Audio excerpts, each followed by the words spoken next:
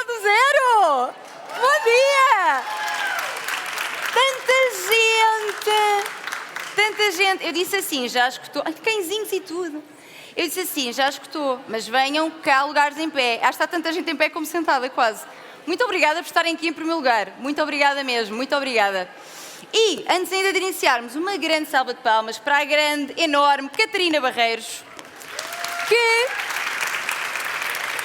não é a única a organizar este evento, mas é a cabeça deste grande evento, que eu vou dizer que acho que é um dos eventos mais importantes do ano. Portanto, que bom que vocês cá estão. De que é que vamos falar hoje? Já teve aqui a minha tripeirinha, já sei que teve também. E agora, vamos falar de quê? Não de plantas, não de pôr dedos para saber, podia até, não é? Para pôr dedos para saber se a terra está úmida, se não está, se é para regar ou não.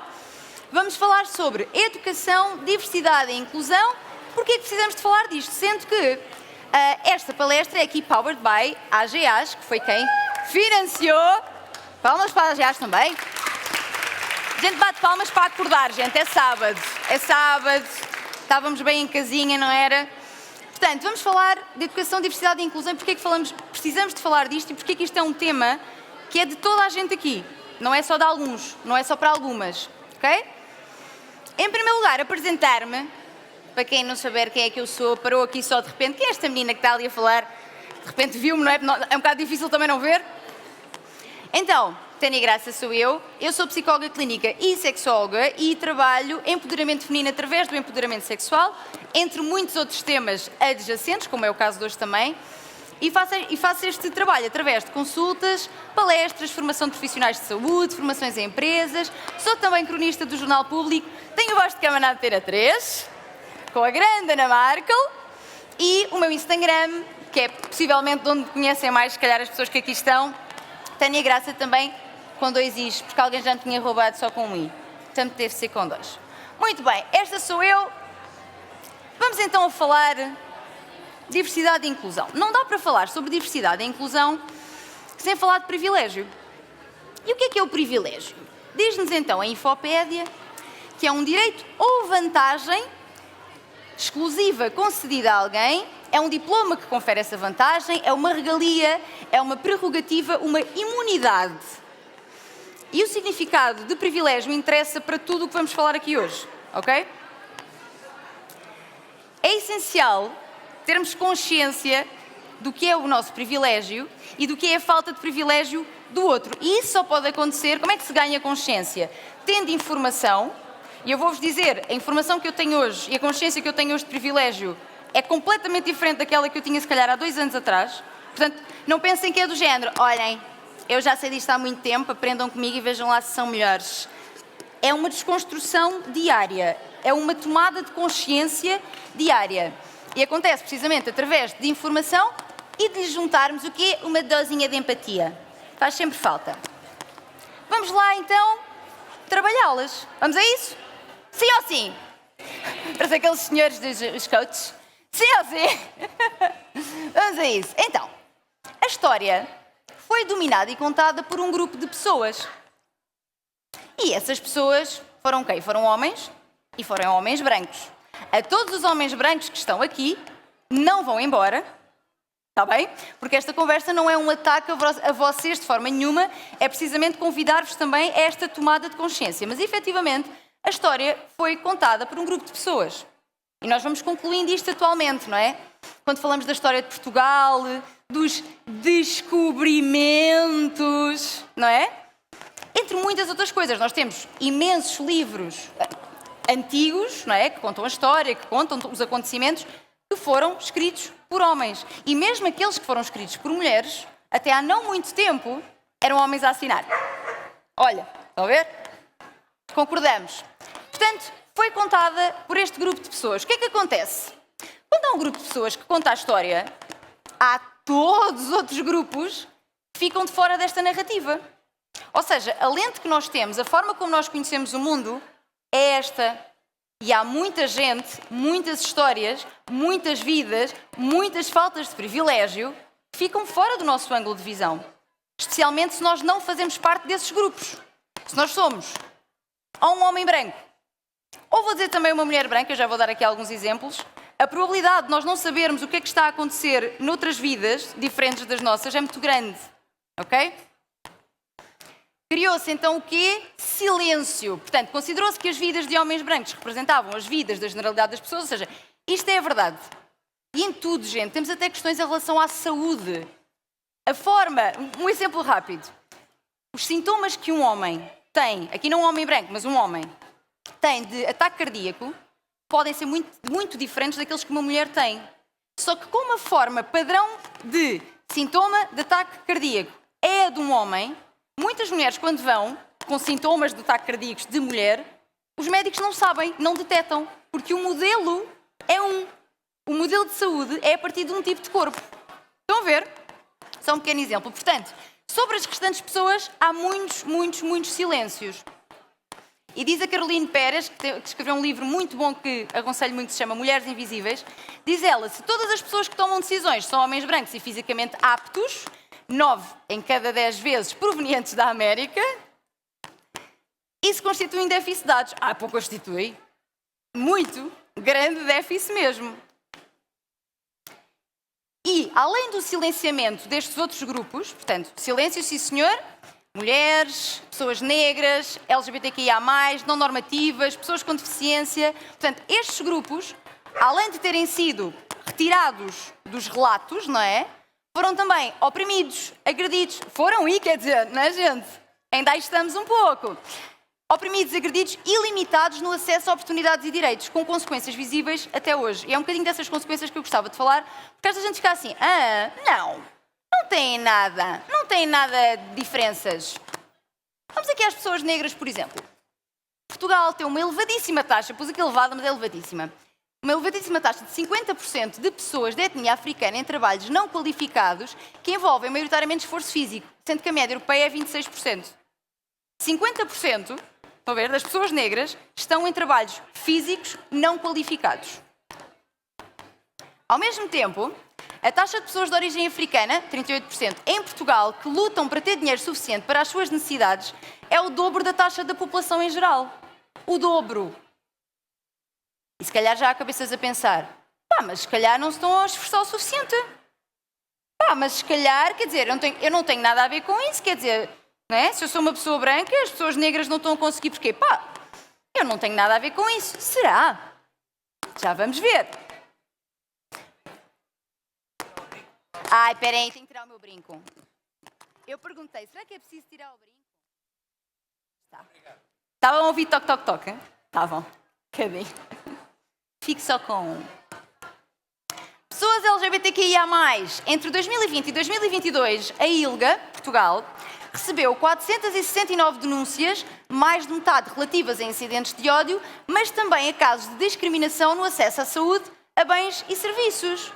Então uma pessoa LGBTQIA+, terá a mesma vida e os mesmos acessos que uma pessoa heterossexual e cisgénero? Portanto, cisgénero, isto é, que se identifica com o género que lhe foi atribuído à nascença, com o seu sexo biológico, e heterossexual, que se sente atração pelo sexo oposto. Será igual? Será que uma pessoa hetero tem, por ser hetero, atenção, alguma dificuldade em termos de acesso à saúde, bens e serviços? Por ser hetero? Em princípio, não é? E aliás, deixem-me só dizer aqui em relação a isto, até porque o mês do Pride não foi há muito tempo, quando perguntam porque é que as marchas fazem sentido, e quando perguntam aquela questão que me deixa sempre assim, que é tipo, mas porquê é que não há uma marcha hetero? É assim, enquanto tu não tiveres nenhuma dificuldade extra na tua vida por ser hetero, se calhar não faz muito sentido, não é? Se calhar não faz. Se calhar é por isso é que existe uma marcha LGBT ou qualquer outra marcha de reivindicação de direitos, certo? Mulheres, que é um tema que me diz muito, não é? Somos mais qualificadas, mas ganhamos menos de 16% e estamos subrepresentadas em cargos de poder. Apenas uma mulher, liderou um governo em Portugal, que foi a Maria de Lourdes Pintacilgo, e somos menos de 10% dos presidentes de Câmara. E somos mais qualificadas, mas estamos subrepresentadas. Há aqui qualquer coisa que não está, não é? Há aqui uma continha qualquer que não está a fazer sentido. Também no mundo, portanto, não é só em Portugal. Esta fotografia, que tem aqui alguns representantes mundiais de países, olha o que acontece se nós tirarmos os homens da fotografia. Ah, não, mas isso de certeza que é porque, quer dizer, os homens têm mais talento para liderar, não é? Ah, porque isso quer dizer que, mas é assim, só não estão aqui mais porque também não lutam por isso. Estão a ver? Este tipo de conclusões rápidas que muitas vezes se tira ao ver este tipo de diferenças. Lá está. Tânia, mas se as mulheres, ou pessoas negras, ou pessoas LGBT, ou qualquer outro grupo, ou pessoas pobres, porque aqui o fator do contexto socioeconómico também tem um peso muito grande. Portanto, se estas pessoas todas se esforçarem, também conseguem. Então não conseguem porquê? Os melhores chegam lá sempre. E as leis são iguais para todas e para todos. Pois é. Oi? Se calhar não, né? O mito da meritocracia. Que é isto exatamente. A falácia de que o elevador social acontece unicamente através do talento e esforço individual. Então, mas se esforçar, também chega lá. Mas será que é só uma questão de esforço? Será? Será que só eles é que tinham talento? Será que só eles é que se esforçaram? Estamos aqui a querer dizer o quê? Que as mulheres não se esforçam tanto? Neste caso em particular? Aquilo que não aparece na lei. E isto é aplicável a todos os grupos de que falava. Tenho aqui o exemplo das mulheres, mas isto é aplicável a todos os grupos. Reparem. Mas se tu te esforçares, chegas lá. Sim, mas se o meu caminho não tem obstáculos e este tem, bem me posso esforçar ou não?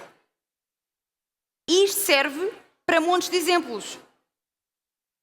Se uma pessoa negra recebe discriminação, racismo, que é o nome, nós temos um bocado de medo, não é?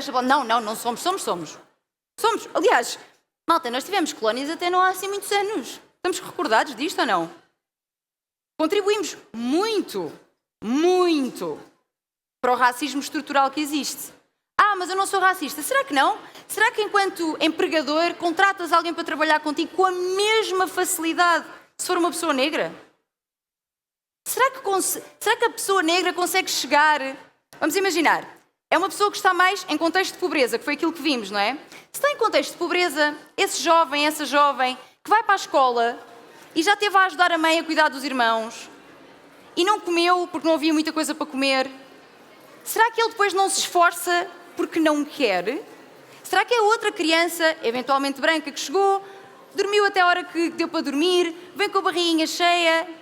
Será igual? É uma questão de esforço? Em relação às mulheres em particular, ou seja, representando em números isto, que muitas mulheres aqui podem estar a ver e a rever-se, não é? Em números, as mulheres realizam o triplo das tarefas domésticas comparativamente aos companheiros. Estes dados são da Fundação Francisco Manuel dos Santos, de um estudo muito completo, que aliás quem tiver interesse veja, porque tem muitos dados muito interessantes. Tristes, mas interessantes. Este trabalho, que é ainda maior se houver filhos, portanto, este 3 vezes mais aplica-se também depois às tarefas parentais, todas. O que é que isto é? É um trabalho invisível, que é não remunerado e que nos retira tempo e disponibilidade para investirmos em nós e nas nossas carreiras. É isto, não é? Se eu tenho isto tudo na frente, só que a sociedade assume que estas tarefas são minhas. Aliás, não é só a sociedade. Eu, como ouvi isso a vida toda, eu cresço a acreditar que serão minhas. Porque é assim. As mulheres até têm mais jeito para fazer estas coisas, não é? Têm mais jeito, sabem? O gene da limpeza da cozinha. Isto não são características genéticas. Isto é uma distribuição social de poderes e da falta deles. Além disso, isto é ainda a nível das mulheres, o direito à educação é recente. Somos educadas para papéis de submissão, obediência e não de assertividade e liderança. Que não somos. As funções parentais, lá está, são socialmente ainda atribuídas à mãe. Os homens no poder tendem a escolher outros homens. às vezes sem consciência disso, hein? Mas se cresceram a achar, tipo, pá, não, mas um homem lida melhor com estas coisas, pá, um homem, sabem, é melhor líder. Pois claro, a ele deram-lhe o Akshaman e disseram que ele tinha de competir, e a mim deram-me um Nanuque e disseram que eu tinha de cuidar daquele bebê. Não é? A mim deram uma Cinderela para ver e a ele deram, agora eu não sei, uns desenhos animados que têm tipicamente aos meninos, mas sei lá, coisas assim de luta, de, sabem? O quê? Power Rangers. Se bem que eu era, mas quando eu via Power Rangers eu o quê? Sou a cor-de-rosa. Sou a cor-de-rosa. Tu vês? E és qual Power Ranger? Vermelho, muito bem, e é uma menina. Mas estão a ver como... Ai, peço desculpa. Não faz mal, tá, já me corrigi. Olha, sabem o que é que aconteceu aqui? Como eu vos dizia há pouco, estamos super estereotipados. É um menino que tem cabelo comprido, não é? E eu assumi que era uma menina. Estão a ver como os estereótipos estão em todo o lado, para toda a gente? Ele diz que não faz mal, mas peço desculpa, está bem? Ele já aconteceu muitas vezes depois. Porquê? Porque estamos todos formatados para isto. Exatamente. Portanto, a conta não fecha. A quantidade de coisas que nos trazem aqui, quando nós pomos, se nós pusermos assim, pessoas em linha, os passos que vamos dando atrás, não é? Tá, um homem branco, uma mulher branca e uma mulher negra. Mulher negra está num contexto de pobreza, um passo atrás. Não tem acesso à escolaridade com a mesma facilidade por essa condição, passo atrás. Passa atrás, passa atrás, passa atrás, mesmo que eu como mulher branca tenha estas coisas todas, pá, mas tens que te esforçar, pá, está bem, mas eu comecei 20 passos atrás, não é? Mas não é, na verdade, só, eu estou aqui a focar a diferença entre homem e mulher, mas na verdade, indo buscar os exemplos de há pouco, não é só sobre ser homem ou mulher. Interseccionalidade, isto é um nome assim muito complexo, mas não é tão complexo quanto parece. É a forma como as várias camadas da nossa vida se cruzam. A raça, a etnia, a identidade de género, a classe social, a religião, a nossa habilidade aqui no sentido de somos uma pessoa com deficiência ou não, a sexualidade, a saúde mental, tudo isto entra no lugar em que nós começamos esta corrida. Interseccionalidade. E isso leva-me a perguntar, terão estas mulheres vidas e direitos iguais? Estas, deste grupo. Em princípio não é? Exatamente. Ser mulher branca é diferente de ser mulher negra? É definitivamente diferente. Ser mulher branca é diferente de ser uma mulher negra lésbica. Estão a ver? Porquê? Porque machismo, racismo, homofobia, são todas as camadas de discriminação que atravessam esta pessoa. Por ser mulher, em princípio, o machismo já estaria presente. Esta ideia de que o homem faz melhor, de que o homem tem mais poder, o domínio masculino. Se é negra, o racismo. Portanto, aquelas questões de que falávamos há pouco e que são um resumo muito resumido. De maiores, estão num lugar de maior pobreza, de maior dificuldade em aceder a determinados lugares.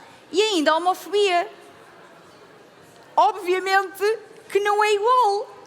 Mais uma vez, estas duas mulheres não partem do mesmo lugar. E quanto mais as camadas, maior a probabilidade de ser vítima de preconceito e discriminação. Ou seja, quanto mais, vou dizer, menos normativa, tendo em conta que aquilo que a sociedade considera como normativo, uma pessoa branca, heterossexual, cisgênero, quanto mais fora dessa norma eu for, mais camadas me vão atravessar. Mais preconceitos e discriminações me vão atravessar. Está a fazer sentido isto? Sim? Sim. Geralmente, nós não temos consciência dos nossos privilégios e quando alguém nos aponta, nós não gostamos. Eu, privilegiado, eu lutei tanto para chegar aqui. Eu. Reparem que isto é muito giro, que é, vão aqui uns meninos, umas pessoas a subir a escada, uma escada difícil, lá está, começaram mais atrás, e esta rapariga que sobe na escada rolando diz assim, a mim nunca ninguém me ofereceu nada. Porque nós, quando estamos nesta escada e não conhecemos o outro lado, nós achamos que tem só a ver com o nosso esforço. Eu vou-vos dar um exemplo pessoal de estalada na cara que a vida me deu precisamente destas conclusões.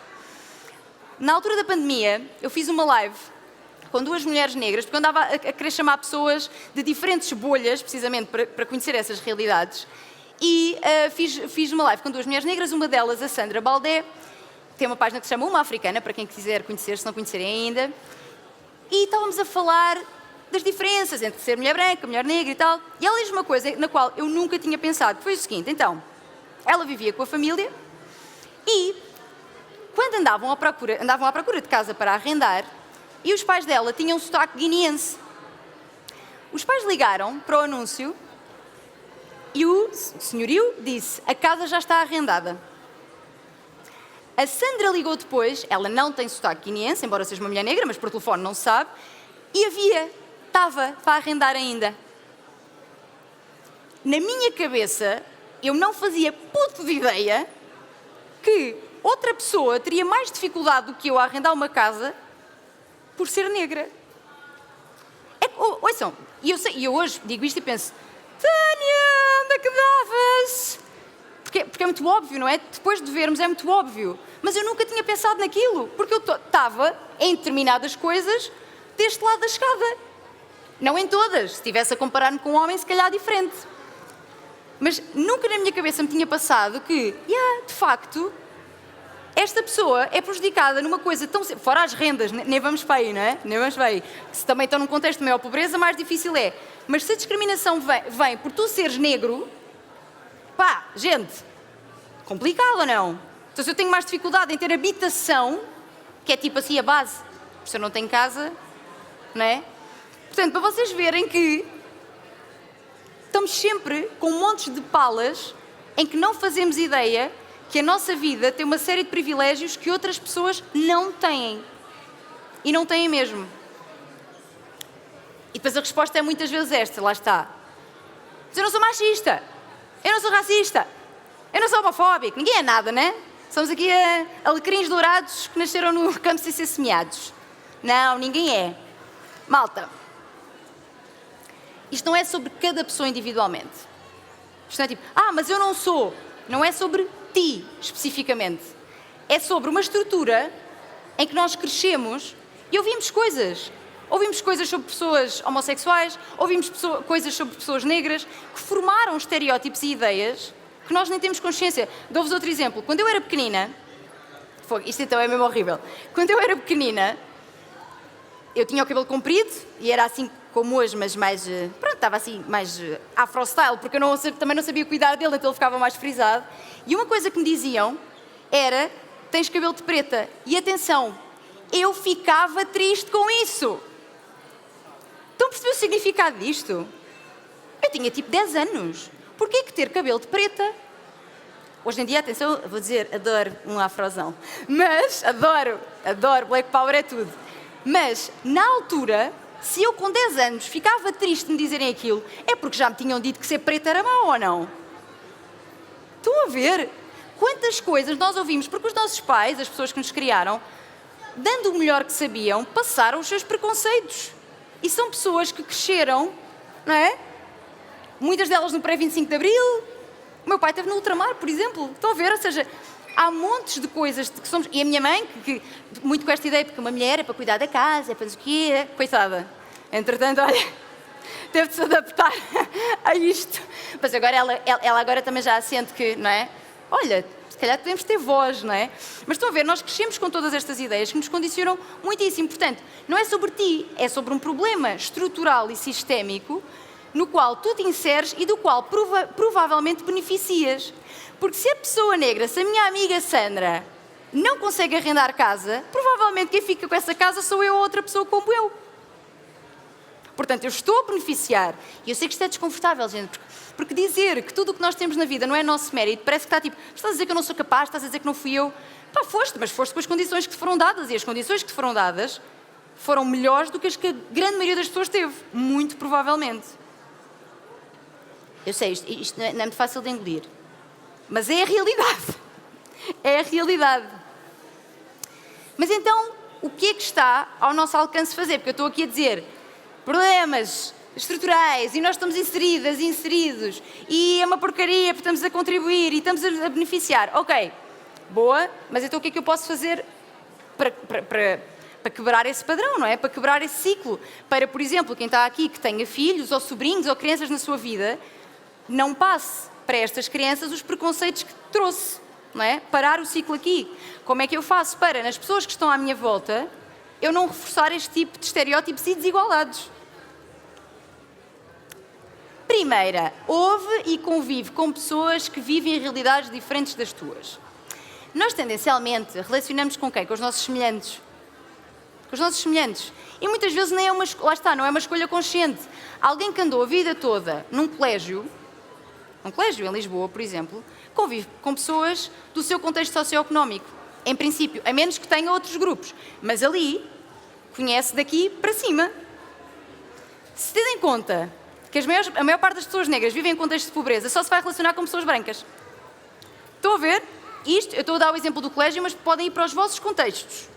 Nós tendemos a relacionar-nos com os nossos semelhantes. Ora, quanto mais eu me relaciono com os meus semelhantes, mais eu acho que o mundo é assim. O mundo todo é como nós vivemos.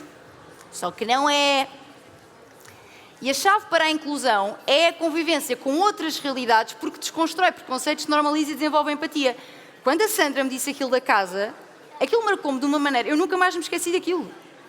Nunca mais. E eu nunca saberia daquilo, a menos que ela me dissesse, ou eu visse em algum estudo, alguma notícia. Mas eu não saberia se não tivesse convivido com uma pessoa fora da minha bolha. Estão a ver? Nós só sabemos do outro convivendo com o outro. Só. E a convivência, e leva-nos aqui ao segundo ponto, a convivência às vezes pode não ser no pessoal. Sigam, leiam, vejam filmes de pessoas diferentes de vocês. Leiam mulheres negras, sigam páginas de mulheres negras, sigam páginas de mulheres trans. Sigam páginas de... Estão a ver? Abrir o nosso leque, ver como é que outras pessoas vivem. Porque isso vai-nos dar informação útil para nós sermos melhores pessoas também. Se eu só vejo filmes, se eu só leio livros que foram escritos por pessoas brancas e tendencialmente homens, vou ler mulheres então. E isto é um esforço que muitas vezes tem de ser consciente. Eu no outro dia falava com um amigo meu, lá está, estamos sempre em tomadas de consciência, e eu dizia-lhe assim: diz-me uma mulher que tu tenhas como uma ídola, não é a tua mãe. Porque normalmente, é a minha mãe, a minha filha. Não, estou a falar de outras mulheres. E ele disse, com toda a hombridade, de facto não tenho nenhuma. Porque não consome coisas feitas e produzidas por mulheres. Porque a tendência é irmos consumir daquilo que já conhecemos, de pessoas semelhantes a nós. Estão a ver? Esse esforço tem que ser consciente. Porque se nós formos só na onda, muito provavelmente vamos só ver, ler, conhecer coisas de homens brancos, os tais que eu falava do início. Olhar os nossos preconceitos nos olhos. Isto também é muito importante ser feito. Muito, muito, muito, muito. O que é olhar os nossos preconceitos nos olhos? Para já, começar por não dizer: mas eu não tenho preconceitos. Mas eu não. Tens. Lá está, não és um alecrim dourado nascido no campo sem ser semeado. Tens, claro que tens. Eu tenho. Viram o que aconteceu aqui? Claro que temos. E como é que se olha os nossos preconceitos nos olhos? Perceber quais são.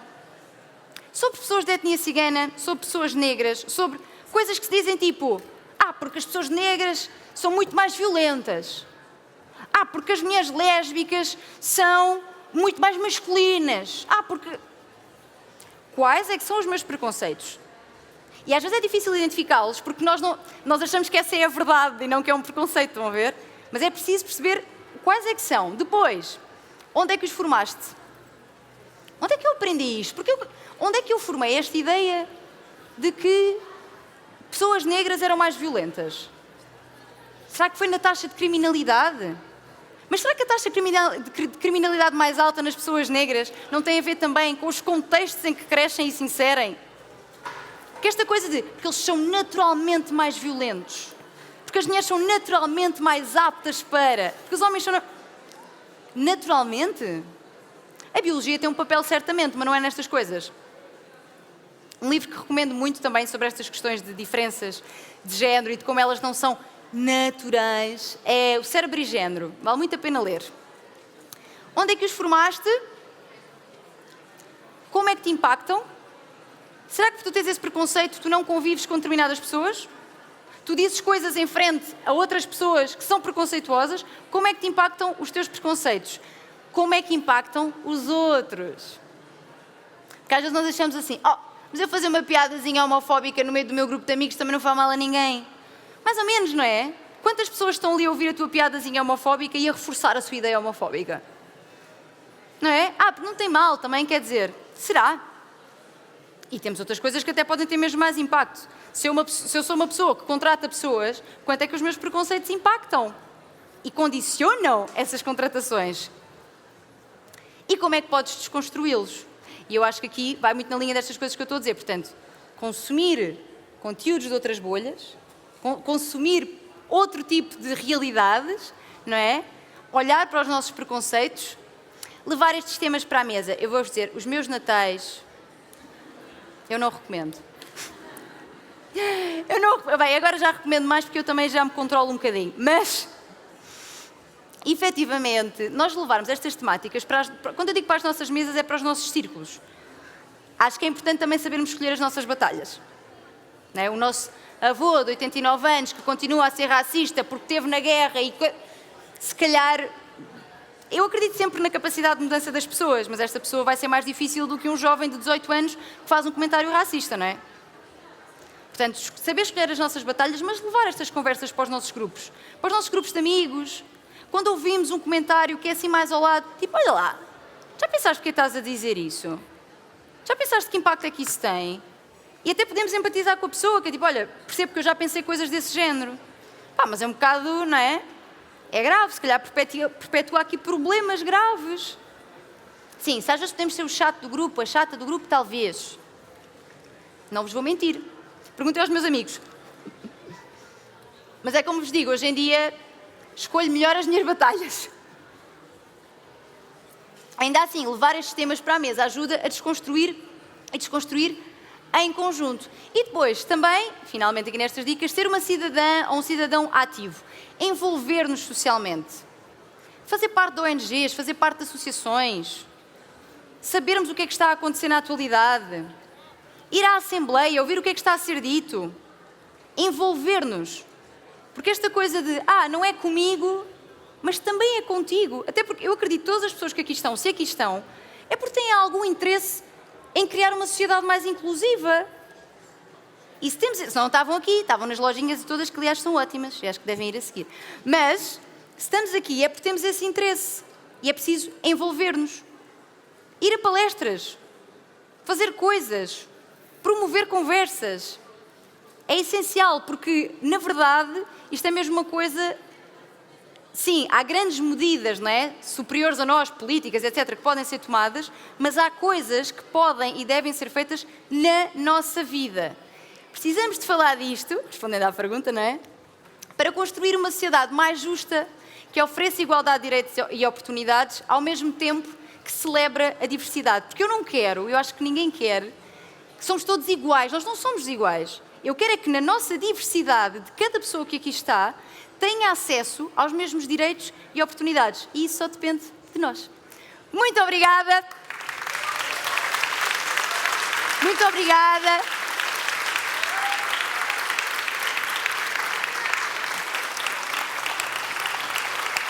Muito obrigada. E agora temos aqui uns minutinhos. Temos, não temos? Temos? Continuamos a ter? Temos.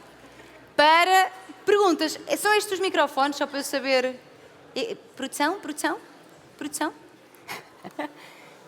Tenho aqui microfones. Espera aí, já vem aí. Quem tiver alguma questão, gostava muito que colocassem para nós também entrarmos, olha, levar estas conversas para a mesa, não é? Alguém gostava de fazer uma pergunta aqui? Tá. 1, 2. Não sei se está ligado. Tá, acho que está. Sim. Então, nisto de escolhermos as nossas batalhas, de quando argumentarmos, quando falarmos sobre aquilo que nós acreditamos, como é que fazemos isto no mundo do trabalho? Eu trabalho em tech, todos os meus colegas são homens, na verdade eu sou a única mulher na empresa. Coragem, irmã, coragem. E realmente, diariamente, vêm muitos tópicos para cima da mesa que eu sinto que tenho de argumentar, mas depois sou uma avalanche de perguntas a que eu ou às vezes não Sim. quero responder, ou não sei responder porque não tenho conhecimento suficiente, porque não temos que saber tudo, não é? Claro. Mas entre tudo, seja género, seja raça, vem muitos tópicos para cima da mesa diariamente e eu tenho tido alguma dificuldade em lidar com isto e como diariamente conseguir fazê-lo. Obrigada. Como é que te chamas? Clara. Obrigada pela tua pergunta. Difícil, hein? Difícil porque tu estás num contexto em que estás em minoria. Tu és uma minoria no sentido social, não em número necessariamente, mas no sentido que estás em desvantagem em relação a estas pessoas, tendo em conta o facto de serem homens e haver uma série de vantagens sociais sobre isso. E estando em minoria, essas discussões de repente começam e toda a gente que ali está te cai em cima com perguntas, e eu percebo, às quais não sabes responder, porque nem toda a gente está aqui a estudar estudos de género, não é? Quer dizer, não temos os números todos, não sabemos tudo. Acho que é preciso escolher momentos, e não sei se estas pessoas têm cargos superiores ao teu, no sentido hierárquico. Algumas, pronto, porque a hierarquia depois também entra aqui, não é? Que é tipo, eu se calhar não vou aqui abrir a boca e ser despedida. Se calhar não vou aqui estar sempre a levantar ondas. Escolher temas que tu sintas que não, este aqui eu tenho mesmo que dizer alguma coisa. Este aqui eu tenho. E às vezes, quando não sabes exatamente os dados para contrapor aquele ponto, passa aqui a redundância, encaminha, tipo, olha, mostra um vídeo meu, mostra um estudo que alguém tenha falado, mostra uma notícia. Há imensas coisas. Eu acho mesmo que às vezes já não quer ver. Já não quer ver porque não gosta desta realidade. Por exemplo, o Jornal Público fez, a propósito do 25 de Abril, um estudo das mulheres hoje e das mulheres há 50 anos atrás e das diferenças que deviam ser maiores e não são. E que tipo, malta, negar estatísticas é negar a realidade, não é? Eu sei que ela é dura às vezes de engolir, mas acho que pode ser por aí, que é mostrar dados. Tipo, olha, aqui ajuda-te a perceber o que é que eu estou a dizer. Aqui, e podes mesmo dizer, reparem que, como vocês são imensos, quando eu começo a falar, eu nem tenho grande espaço. Mas também há um mansplaining às vezes que a gente adora. Não é? Eu vou-te explicar, tipo, não é? Um homem dizer, eu vou-te explicar, porque tu não estás a perceber bem o que é ser mulher, eu vou-te explicar. Não, se calhar, neste segundo, calavas-te para me ouvir. Porque esta ideia de é preciso ouvir o outro para conhecer o outro é essencial. E isso é uma coisa que podes dizer também, que é, tu não és mulher e tu nunca vais saber exatamente qual é a minha realidade. E, portanto, eu gostava muito que me ouvisses. Tipo, parasses só para me ouvir. Da mesma forma que eu, volto a dar o exemplo, que eu não fazia ideia que uma pessoa negra tinha mais dificuldade em arrendar uma casa, muitos homens não fazem ideia que nós, quando vamos para casa à noite, temos de ir com a chave na mão e a fingir que estamos ao telemóvel com alguém. Porque como não têm essa realidade na sua vida, eu percebo, não conhecem, não sabem que isso existe. Por isso é que precisam de nos ouvir. Não é? Precisam. E eu acho que o apelo pode ser a isso, a que te ouçam. E em pontos em que realmente não tens ali a informação toda, naturalmente, que não és uma máquina debitadora de informação, dizer, olha, vou-te mandar, mesmo que não seja naquele momento, vou-te mandar uma coisa a propósito deste tema que mostra aqui exatamente o meu ponto. Vou-te mostrar dados em relação a isto. E se negarem os dados, aí eu sinto um bocado que é uma causa meio perdida. Tipo, ok, take your time. Porque não dá, e é verdade, nós não conseguimos mudar toda a gente ao mesmo tempo, no mesmo nível, porque as pessoas têm processos diferentes, de tomada de consciência diferentes. E é preciso às vezes ter empatia por isso, sendo difícil quando nós somos a parte atacada por essa falta de empatia. Mas acho que pode ser um bocadinho por aí. Não sei se foi muito útil, porque sabem que estas questões não têm uma resposta tipo, faz assim. Aliás, se tivessem, provavelmente não me estavas a perguntar. Mas obrigada pela tua pergunta. Obrigada. Mais alguém? Temos ainda um bocadinho. Temos ali um homem. Vamos! Olá, boa tarde. Olá. O meu nome é Diogo, eu sou músico de profissão e desde muito novo que me interessei com esta questão de ativismo, tanto pelo papel da mulher como pelo papel de todos os géneros e escolhas sexuais, que felizmente dentro da minha profissão, na música e nas artes performativas, ainda é um meio de... Aliás, mais livre, é não um é? meio livre, faz-se crer. Que é um meio livre, onde felizmente já há outra abertura para podermos ser pessoas. É um bocado estranho eu dizer isto, mas é. Para podermos ser pessoas, todas elas dentro da nossa diversidade. Só que aconteceu uma coisa há muito pouco tempo que... Ou melhor, desde muito cedo me faziam confusão qualquer tipo de comentários, sejam eles de raça, de género, qualquer coisa. E eu sou muito assertivo no que diz respeito a esse tipo de comentários, quando os ouço. Por exemplo, dou um exemplo, no outro dia estava no cais, estávamos numa passadeira e um senhor negro passou a passadeira e estava uma mãe com uma filha. E a miúda diz assim, epá, às vezes as pessoas são o pior. Ok, tudo bem, foi uma situação em que o senhor passou no vermelho. E a mãe responde isto, na selva não há regras. Bom, aquilo foi uma bomba atómica dentro de mim, eu estava capaz de esfolar a mulher viva. Só que era uma situação em que eu não podia responder, eu estava com pressa, Sim. eu não conseguia responder, e não sei se isto é uma pergunta, se é mais uma reflexão, uma troca de ideias. Como é que nós lidamos com situações que não podemos lidar a toda a hora, porque é impossível, não é?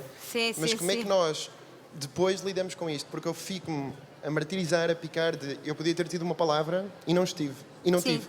E com certeza muitas pessoas que estão aqui já estiveram nessa situação. Portanto, que ferramentas podemos utilizar, o que é que podemos fazer também para perceber que só o facto de termos pensado se calhar naquela situação já nos ajuda a que numa próxima estejamos mais atentos, ou que não podemos fazer, infelizmente, sempre a diferença. Obrigado. Sim.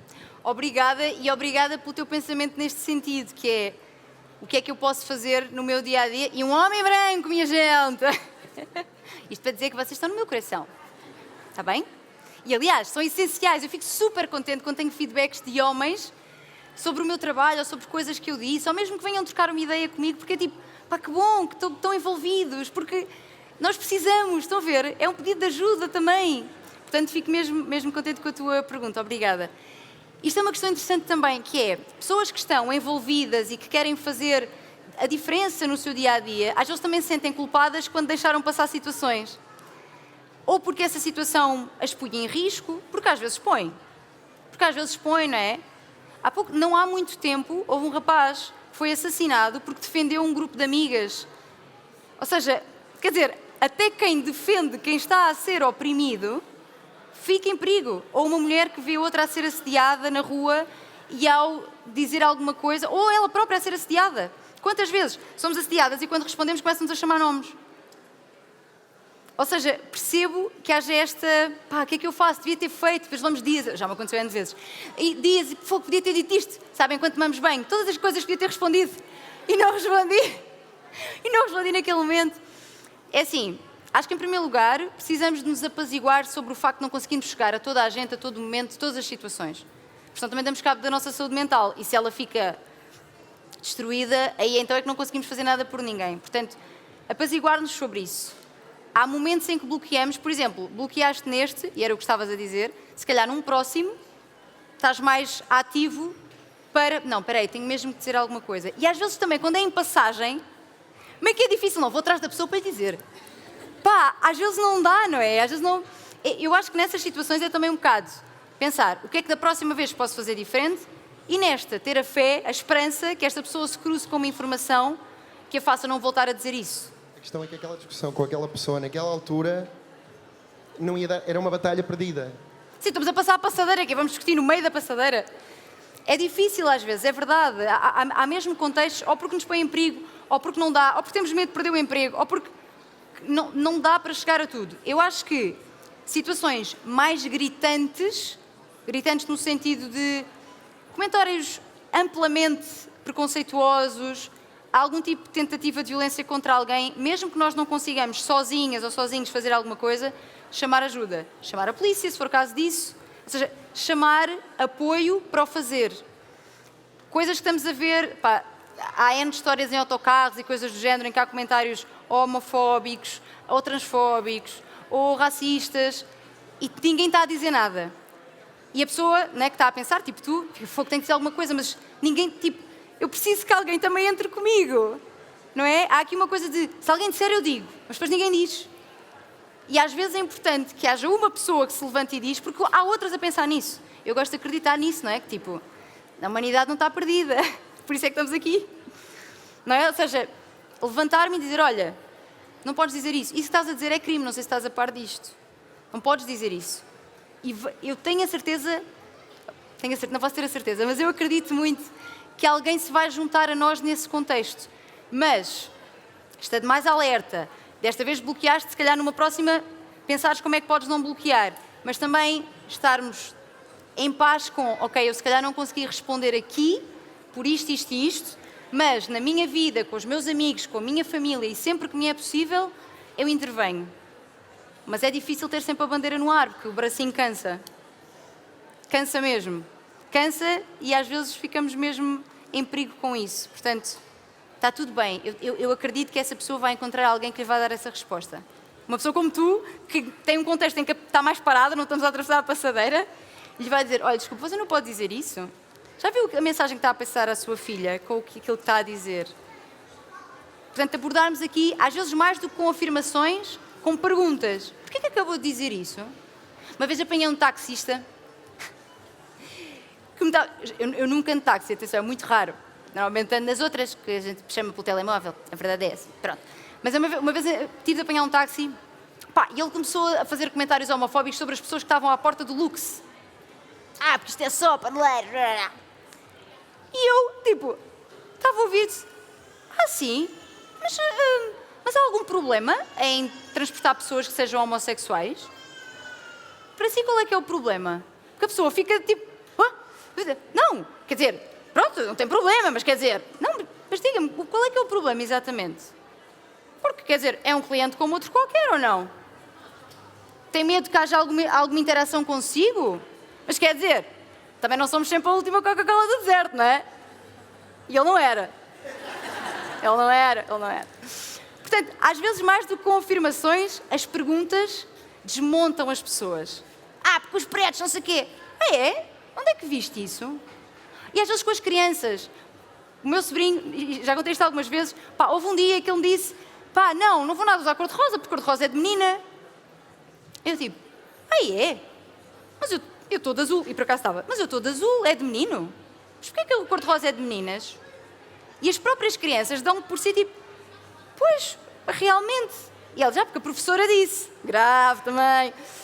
Que a professora disse. A professora disse. Mas não, nós podemos vestir... Estão a ver? As perguntas muitas vezes levam a reflexões em vez de levar a defensividade. Portanto, a via das perguntas acho que pode ajudar. Não sei se ajudei também. Mais alguma? Temos tempo para mais uma? Temos. Ai, estou aqui duas.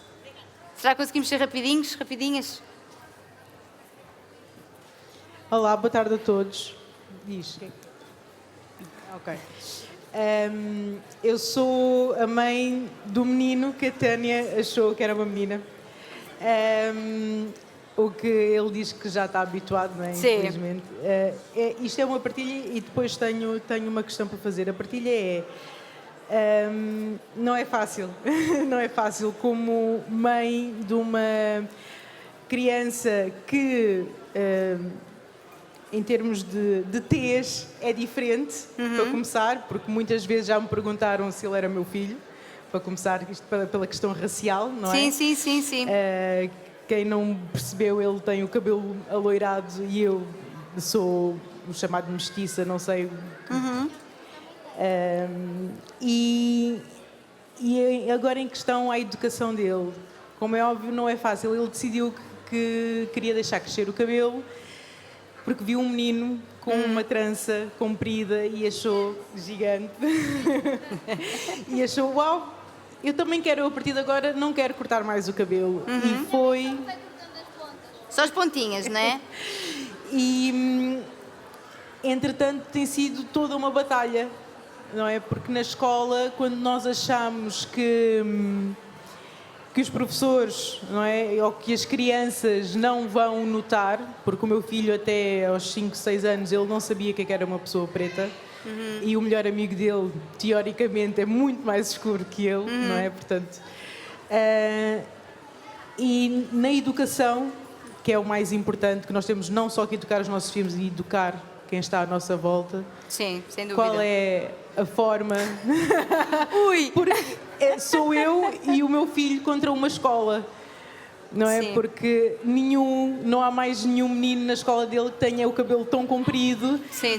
Então é a Gabriela, em vez de ser o Gabriel, outras piadas que ele poderia partilhar, mas acho que não faz sentido. É isso, é tentar perceber como Sim. Não é? Porque o meu filho chegar a casa e dizer eu não quero mais andar com o cabelo solto, mas ele adora andar com o cabelo solto porque fazem piadas dele. Ok. Como é óbvio, isto é só uma gota em tudo o resto, porque ele também adora outras cores, ele adora andar de leggings, que supostamente não são calças de menino, etc. É só a gotinha que, entretanto, reverbera, né, no resto do lago. Claro. Obrigada pela tua pergunta. É verdade. Ele reforça. Obrigada. E desculpa mais uma vez. Hein?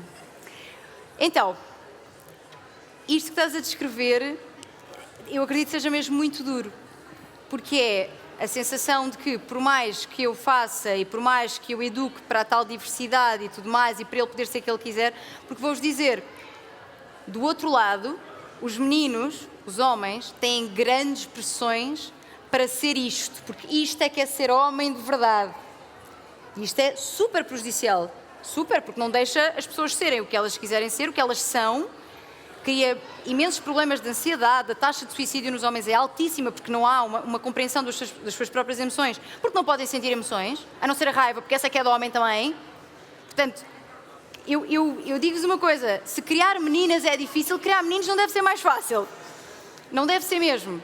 Especialmente se forem meninos que têm um comportamento mais diverso, que não é dentro da norma do que é ser menino. E não podendo nós mudar a escola toda, porque não podemos, e podendo até haver uma conversa com o professor, ou um toque aos pais ou assim, eu acho, e sempre me fazem perguntas deste género, aquilo que eu costumo dizer é, o melhor que se pode fazer é em casa reforçar a autoestima dele ao máximo. Precisamente para ele fazer o que fez, que é tipo, eu não sou uma menina. E dizer na boa. Tipo, não sou, e ele diz, já estou habituado. Diz-lhe, olha, estás, mas não era suposto. Isto acontece porque as pessoas, eu incluída, têm uma imagem do que é ser feminino, têm uma imagem do que é ser masculino e que ainda estão também a aprender. Mas tu podes ser quem tu quiseres. Portanto, sendo que nós não controlamos o mundo e não conseguimos ensinar o mundo todo, passa muito por reforçar a autoestima, reforçar esta ideia de tu podes ser quem tu quiseres. O mundo ainda está a adaptar-se a estas pessoas que saem da norma. E sair da norma é bom. Não é que ficar seja mau, mas sair da norma é bom. Desculpa, em relação a isso, eu sou mãe de primeira viagem, não tenho mais filhos, mas o que eu vejo é ao contrário, é todos nós tentamos ou estamos de alguma forma formatados. Portanto, nós, educadores, é que temos que nos desformatar para permitir às crianças serem o que elas são. Sem ponto. dúvida. Sim, não sim. há aqui a questão de tu tens que brincar com A ou com B, ou neste caso só com meninas ou só com meninos, ou só brincadeiras disto ou só brincadeiras daquilo. Não. Nós, os crescidos, não é? Nós, os crescidos, é que temos que quebrar essas barreiras e essas correntes e deixar as crianças, ok, elas querem ir, vão, sejam livres dentro, não é, do que é suposto, mas sejam livres. E é isso que depois eu chego a uma sociedade e chego a uma instituição e não está a acompanhar. Como? A questão é como. Exato. Sim, aliás, às vezes quando faço formações em faculdades ou em contextos de educação, para mim eu sinto sempre que é um ótimo lugar para se formar, porque essas pessoas estão a formar outras pessoas, não é? E realmente eu acho que não há como sermos bons educadores, como pais ou não, educadores de crianças à nossa volta, sem olharmos para os nossos próprios preconceitos, fazer aquele exercício que eu explicava aqui, olharmos para eles e percebermos o que é que estamos a passar às crianças e como é que isso as prejudica a elas e às crianças que crescem com elas. Porque isto só acontece porque estas professoras não se desconstruíram, porque estes outros pais não se desconstruíram, então passaram determinados preconceitos às crianças, porque a sociedade ainda, os filmes, os livros, muitos também passam esse tipo de preconceitos, embora haja uma crescente, não é, desconstrução, vou dizer, em filmes, sei lá, na minha altura havia a Cinderela quase só, não é? Mulher que espera passivamente, homem que salva. Hoje em dia já há outras coisas, portanto eu acho que as crianças já têm outros acessos a outras informações. Mas ainda assim, enquanto adultos, enquanto sociedade que educa pessoas, é essencial, estão-me aqui a calar, é essencial que nos desconstruamos para poder então criar pessoas melhores e um mundo melhor. Obrigada! Obrigada, estão-me aqui a cortar o pio, peço desculpa. Foi um prazer, muito obrigada. Fico muito feliz mesmo de ver tanta gente interessada nesta temática, porque eu hoje não vim falar de sexualidade ou de orgasmos, ou posso vir no outro dia, quem sabe, mas não vim, e este tema poderia ser mais, se calhar não interessa tanto, e ver tanta gente deixou-me mesmo muito feliz. Muito, muito, muito obrigada. Obrigada a vocês.